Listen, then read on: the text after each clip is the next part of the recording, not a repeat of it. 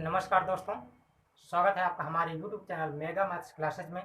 जो आज आपके लिए लेकर आए हैं स्टैटिक्स यानी कि सांख्यिकी। तो आइए जानते हैं स्टैटिक्स क्या है, सांख्यिकी क्या है, इसके कितने प्रकार होते हैं, इनको कैसे हल किया जाता है, हल करने की कितनी विधियां हैं, इसके बारे में हम टॉपिक बाय टॉपिक चर्चा करेंगे। तो आइए सबसे पहले जानते हैं हम आंकड़ों का अर्थ या मीनिंग ऑफ डाटा। सुनिए गौर से। आंकड़ों का यह अर्थ यहाँ उस जानकारी से है यानी कि जिसका उपयोग सांख्यिकी गणनाओं की या सांख्यिकी गणनाओं में किसी निष्कर्ष तक पहुंचने के लिए किया जाता है या सांख्यिकी गणनाओं में इसके माध्यम से किसी निष्कर्ष तक पहुंचते हैं, वो अब क्या कहलाएगा? डाटा कहलाता है या आंकड़ा कहलाता है। अब ये डाटा कितने प्रकार के होते हैं? तो आंकड़े आपके दो प्रकार के होते हैं। नंबर एक, आंकड़े आपके दो प्रकार के होते हैं। नंबर एक, प्राइमरी डाटा या प्राइमरी आंकड़े, जिसको हम बोल देते हैं प्राथमिक आंकड़े। और सेकंड नंबर होता है आपका सेकेंडरी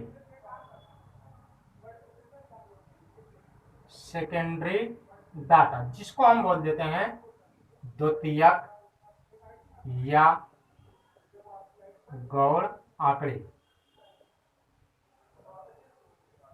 ठीक, यानी कि पहला नंबर आपका होता है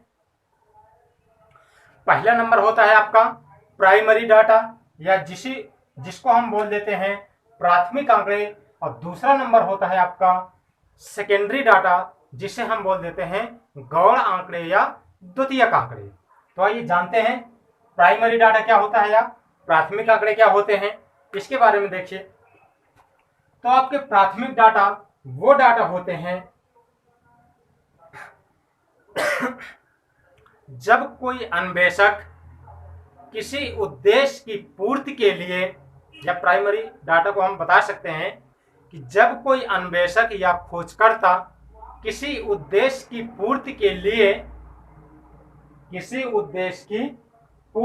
लिए जो भी आंकड़ों का संग्रह करता है, वो आपके क्या कहलाते हैं? प्राइमरी डाटा या प्राथमिक आंकड़े कहलाते हैं। प्राथमिक आंकड़े बहुत विश्वसनीय होते हैं, इसलिए क्योंकि ये स्वयं खोजे जाते हैं या अन्वेषक द्वारा स्वयं खोजे जाते हैं, इसलिए इनको क्या होती है, ये बहुत विश्वसनीय होते हैं। अब इसी से हम निकलते हैं सेकेंडरी डाटा या द्वितीयक डाटा में देखते हैं, या द्वितीयक या गौण आंकड़े में। तो इसमें क्या होता है कि जब कोई व्यक्ति अपने उद्देश्यों की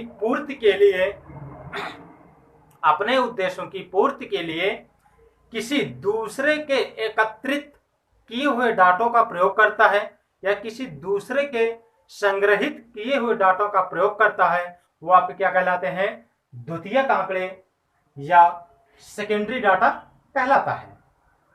तो ये समझ में आ गया। चलिए, अब इसके बाद आपका क्या होता है? आंकड़ों के दो भेद होते हैं। नंबर एक, पहला नंबर होता है आपका अनग्रुप्ड डाटा,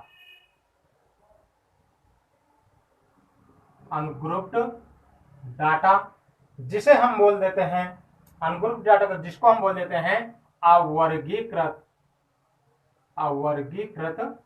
आंकड़े। और सेकंड नंबर होता है आपका ग्रुप्ड डाटा, जिसे हम क्या बोल देते हैं? वर्गीकृत आंकड़े। यहां तक समझ में आया? यानी कि पहला नंबर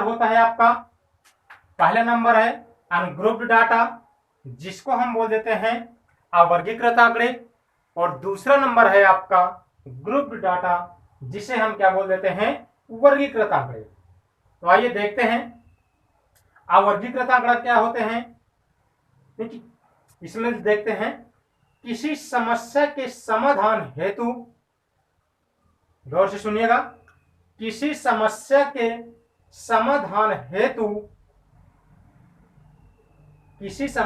समाधान हेतु संकलित किए गए आंकड़े ऐसे रूप में होते हैं, यानी कि किसी समस्या के समाधान हेतु संकलित किए गए आंकड़े ऐसे रूप में होते हैं जिससे किसी निष्कर्ष पर पहुंच पाना क्या होता है, असंभव होता है। उसे हम क्या बोल देते हैं, अनग्रुप्ड डाटा बोल देते हैं। जैसे आपके ये डाटा दिए हुए हैं, यानी कि ये आंकड़े दिए हुए हैं, तो इससे हम किसी भी निष्कर्ष पर नहीं पहुंच पा रहे हैं कि ये आपको क्या दिए हुए हैं। ठीक, जैसे दूसरा ले रहे हैं। जैसे हमने कह दिया कि किसी कक्षा के 10 विद्यार्थियों द्वारा 50 में से प्राप्तांक निम्नवत है। यानी कि हमने कह दिया 25, 38, 40, 45, 35, 20, 25, 28, 37 और लास्ट में कर लेते हैं 40।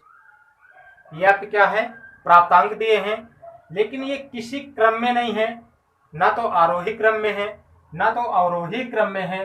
अर्थात इनका क्या है, इनकी कोई सीरीज नहीं है। ये क्या है, बिना ग्रुप के दिए हुए हैं, इसलिए आपके क्या कहलाएंगे, ये अवर्गीकृत आंकड़े कहलाएंगे या अनग्रुप्ड डाटा कहलाएगा। अब दूसरा नंबर है जो आपका, वो क्या है, दूसरा नंबर है आपका ग्रुप्ड डाटा, या जिसे हम बोल देते हैं वर्गीकृत आंकड़े। इसमें देखते हैं वर्गीकृत आंकड़े क्या होते हैं। यदि अवर्गीकृत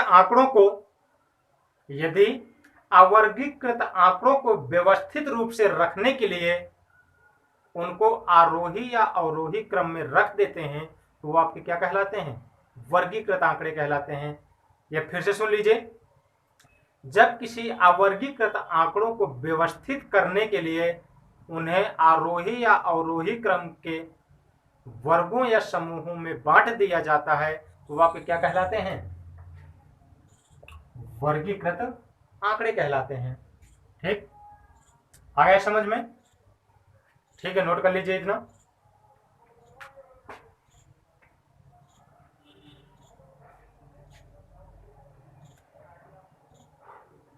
अब ये थोड़ा सा डाटा देख लीजिए। इस डाटा के माध्यम से हम कुछ परिभाषाएं बताने वाले हैं जिसमें से आपको समझ में आ जाएगा। तो नंबर सबसे पहला क्या है, वर्ग, या इसी को हम बोल देते हैं क्लास। वर्ग क्या होता है, गौर से देखिए, वर्ग आपका क्या होता है,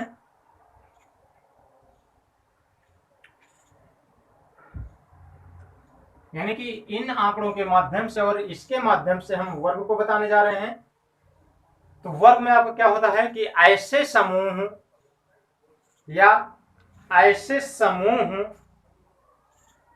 जिसमें आंकड़ों को विभक्त किया जाता है, ऐसे समूह जिसमें आंकड़ों को विभक्त किया जाता है वो आपके क्या कहलाते हैं, वर्ग कहलाते हैं। जैसे हमने आंकड़ों को किसमें विभक्त किया है, 5 से 10, 10 से 15, 15 से 20। ये जो आपके 5 से 10, 10 से 15 हैं, ये आपके क्या कहलाएंगे, वर्ग कहलाएंगे। क्या कहलाएंगे बच्चों, वर्ग कहलाएंगे। ठीक है, चलिए अब दूसरा है आपका, ये तो वर्ग हो गया, वर्ग की बात हो गई। अब दूसरे नंबर में है आपका परिसर। या इसी को हम परास भी कह देते हैं। परिसर में क्या होता है, गौर से सुनिएगा, दिए गए आंकड़ों में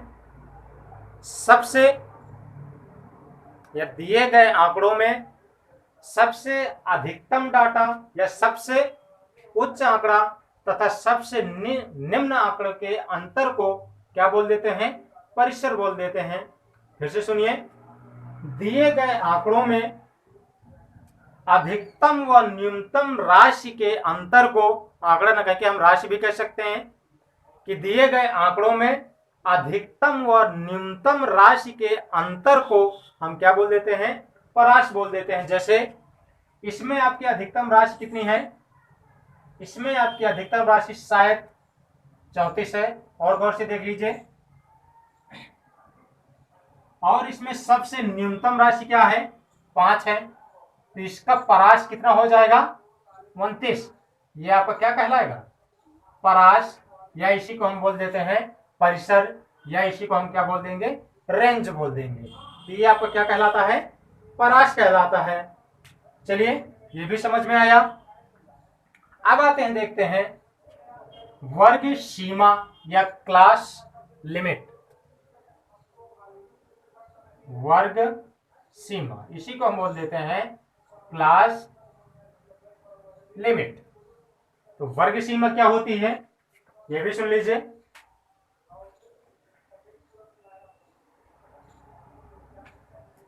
वर्ग सीमा में किसी भी वर्ग का प्रथमांक व अंतिमांक, किसी भी वर्ग का प्रथमांक व अंतिमांक उस वर्ग की सीमा का निर्धारण करते हैं। वर्ग सीमा क्या है? किसी वर्ग का प्रथमांक और अंतिमांक उस वर्ग की सीमा का निर्धारण करते हैं। अब ये वर्ग सीमा कितने प्रकार की होती है? 2 प्रकार की होती है, जिसको हम बोल देते हैं निम्न सीमा। एक होती है आपकी निम्न सीमा, और दूसरी होती है उच्च सीमा। जैसे हमने ले लिया क्या? 10 से 15 वर्ग अंतराल ले लिया हमने। तो इसकी ये आपकी 10 क्या हो जाएगी? ये निम्न सीमा हो जाएगी। ये आपकी क्या हो जाएगी? क्या हो जाएगी बच्चों? उच्च सीमा हो जाएगी। आए समझ में? इसके बाद फिर अगला देख, अच्छा ध्यान से देखते भी जाइए। हो गए? चलिए, अब इसके बाद आपकी क्या आती है? वर्ग अंतराल क्या होता है? अभी तो हमने डिस्कशन किया किसके बारे में? वर्ग के बारे में। अब आपका होता है वर्ग अंतराल। वर्ग अंतराल में क्या होता है, इसे भी गौर से सुनिएगा। किसी भी वर्ग की उच्च सीमा तथा निम्न सीमा के अंतर को उस वर्ग का वर्ग अंतराल कहते हैं। यानी कि किसी भी वर्ग की उच्च सीमा और निम्न सीमा के अंतर को उसका वर्ग अंतराल कहा जाता है। जैसे कोई भी सपोज में हमने ले लिया, एक वर्ग सीमा ले लिया, कितनी? 20 से 25। तो इसका वर्ग अंतराल कितना होगा? वर्ग अंतराल बराबर हो जाएगा आपका 25 माइनस 20 बराबर 5। ये आपका क्या बनेगा? वर्ग अंतराल। अब एक होता है आपका वर्ग अंतराल के बाद एक आता है आपका क्या? वर्ग चिन्ह। वर्ग चिन्ह क्या होता है, इसको भी गौर से सुनिए। किसी भी वर्ग की उच्च सीमा तथा निम्न सीमा के मध्य बिंदु को हम क्या बोल देते हैं? वर्ग चिन्ह बोल देते हैं। किसी भी वर्ग के उच्च सीमा तथा निम्न सीमा के मध्य बिंदु को उस वर्ग का मध्य बिंदु या वर्ग चिन्ह बोल देते हैं। जैसे इसी में देख लेते हैं, उच्च सीमा क्या है? 25 प्लस 20 और बटे 2। यानी कि जैसे हमें निकालना हो वर्ग चिन्ह, तो दोनों वर्ग सीमाओं को जोड़ देंगे और 2 का क्या करेंगे? बटा कर देंगे। ये आपका क्या आ जाएगा? वर्ग चिन्ह आ जाएगा। नोट करते जाइए पॉइंट बाय पॉइंट।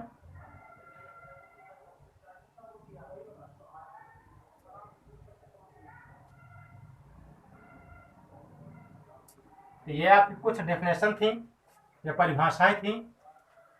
अब इस आंकड़ों के माध्यम से या इसको हम कह सकते हैं इस आंकड़ों के माध्यम से। आइए हम जानते हैं बारंबारता क्या होती है। बारंबारता जिसको हम क्या बोल देते हैं, फ्रीक्वेंसी बोल देते हैं। तो बारंबारता क्या होती है ये सुन लीजिए।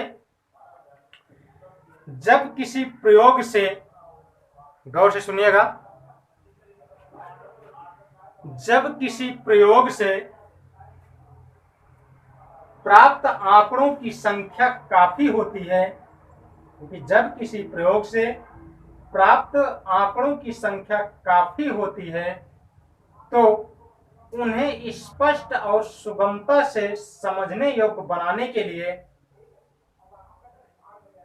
उन्हें सुस्पष्ट और सुगमता से समझने के लिए या समझने योग्य बनाने के लिए उनको सारणी के रूप में क्या करते हैं, व्यवस्थित करते हैं। यानी कि किसी भी आंकड़ों को सुगमता से समझने के लिए या समझने योग्य बनाने के लिए उनको सारणी के रूप में व्यवस्थित करते हैं। और इस प्रकार दिए गए आंकड़ों में आने वाले प्रत्येक, इस प्रकार दिए गए आंकड़ों में आने वाले प्रत्येक आंकड़ों की संख्या उस आंकड़ों की या उस आंकड़े की बारंबारता कहलाती है। जैसे हमने लिए 10 से 15, ये जो आंकड़े हैं इसमें 10 से 15 कितनी बार आया है, तो 10 से 15 आंकड़ों में आने वाला आंकड़ा कितनी है, 6 बार है। तो इसकी बारंबारता आपकी क्या कहलाएगी, 6 हो जाएगी। ठीक, इट्स क्लियर, ओके। अब चलिए आपका जो अगला है, क्या करते हैं हम, आंकड़ों का प्रस्तुतिकरण। आंकड़ों का प्रस्तुतिकरण कैसे करते हैं ये हम देखते हैं। यानी यहां डाल लीजिए आंकड़ों का प्रस्तुतिकरण,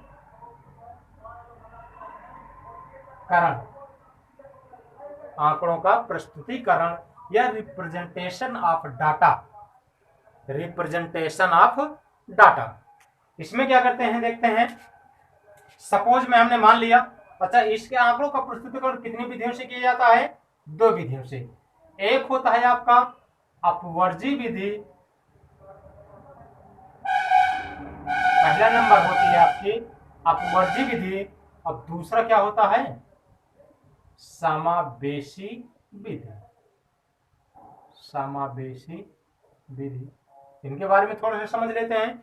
अपवर्जी विधि क्या होती है, यानी कि अपवर्जी विधि में किसी वर्गीकृत बारंबारता टेबल में किसी भी वर्ग अंतराल का, किसी भी वर्ग अंतराल का, किसी भी वर्ग अंतराल की उच्च सीमा और उससे अगले आने वाले वर्ग अंतराल की निम्न सीमा क्या होती है, दोनों की सेम होती है या दोनों बराबर होती हैं, वो आपकी क्या कहलाती हैं, अपवर्जी विधि कहलाती है। इसको नोट करिए।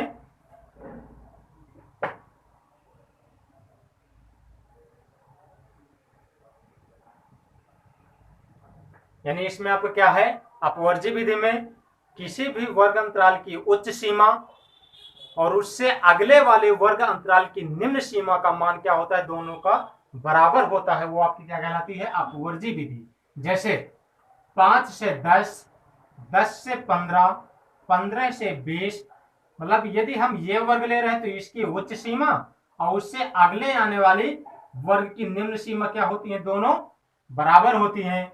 कोई भी वर्ग ले लें, मान लेते हैं ये वाला हमने लिया तो इसकी उच्च सीमा क्या है, 25, और उससे आगे आने वाले वर्ग की निम्न सीमा क्या है, 25। तो ये आपकी किस विधि में बना हुआ है, ये आपकी क्या है, अपवर्जी विधि है या अपवर्जी विधि में बना हुआ है। और दूसरा नंबर देख लीजिए, दूसरा नंबर आपका क्या है, समावेशी विधि। तो समावेशी विधि में क्या होता है, समावेशी विधि में जो होता है, किसी भी वर्ग की उच्च सीमा और उससे अगले वाले वर्ग की निम्न सीमा में क्या होता है, 1 का अंतर होता है, वो आपकी क्या कहलाता है, वो आपकी समावेशी विधि कहलाएगी। जैसे इसी को हम सेट करते हैं तो ये क्या बनेगा, 5 से 9, 10 से 14 है, 15 से 19, 20 से 24, 25 से 29 और 23 से क्या हो जाएगा 34। लेकिन इन दोनों में अंतर क्या है, इसमें हम क्या करते हैं, जब बारंबारता को यानी कि अपवर्जी विधि में जब बारंबारता को निकालते हैं तो उच्च सीमा को क्या करते हैं, नहीं काउंट करते हैं या उच्च सीमा की गणना नहीं की जाती है, सिर्फ और सिर्फ निम्न सीमा की गणना की जाती है। लेकिन जो समावेशी विधि होती है तो समावेशी विधि में उच्च सीमा और निम्न सीमा दोनों की गणना की जाती है। जैसे इसी में हम देखे लेते हैं, ये आपका क्या हो गया, वर्ग अंतराल हो गया।